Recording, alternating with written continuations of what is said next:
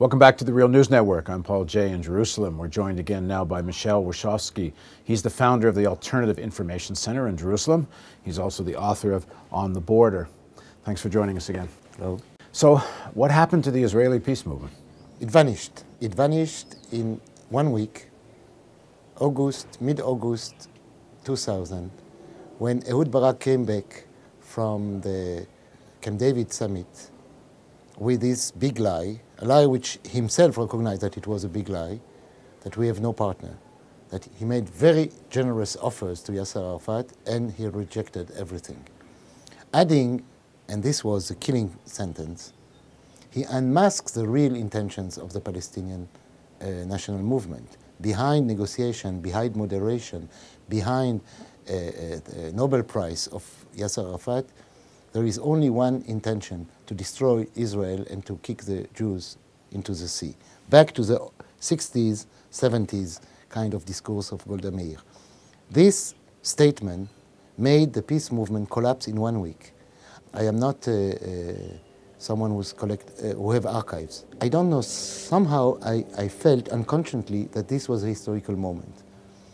And I kept all the newspaper of that weekend, no more, 1 weekend. All the clips, all under the titles, the left is asking forgiveness. The left say no, never again. A picture of a right-wing activist and a left-wing activist, Peace Now activist, saying now we are brothers. We will never be naive again. This was in few days.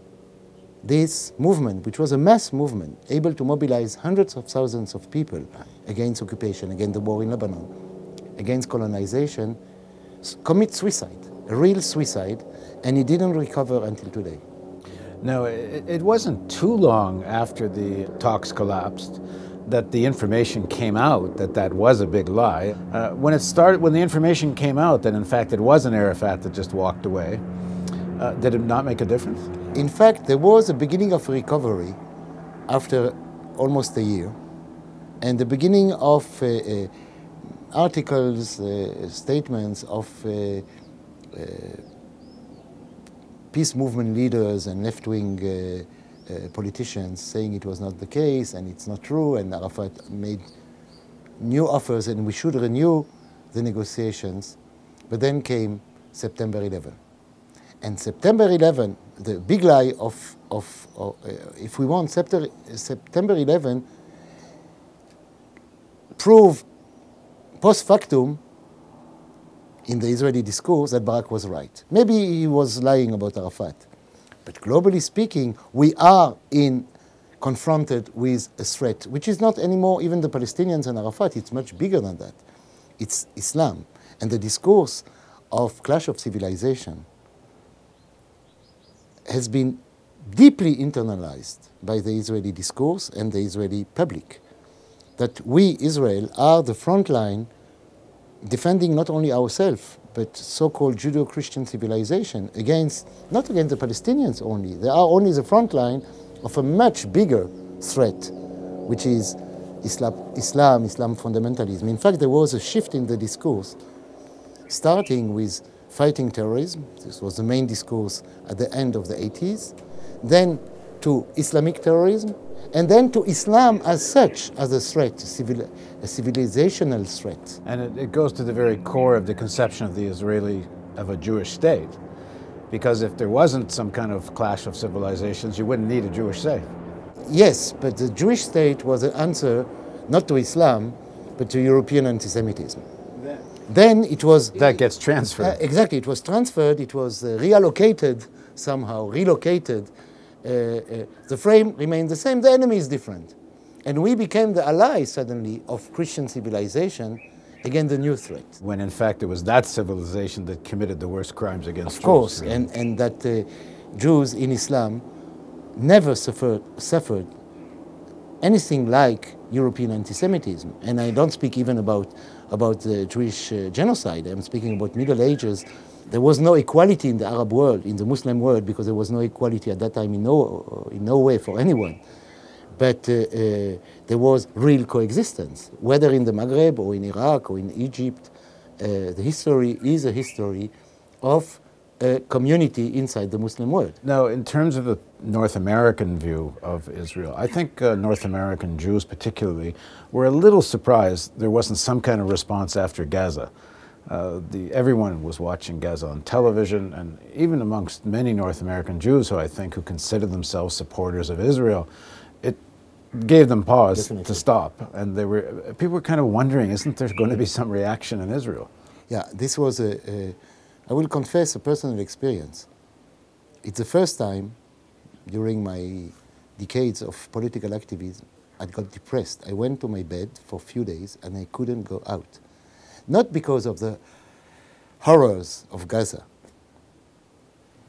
Unfortunately, we have witnessed such kind of horrors before in Sabra and Shatila and other, in the second Intifada,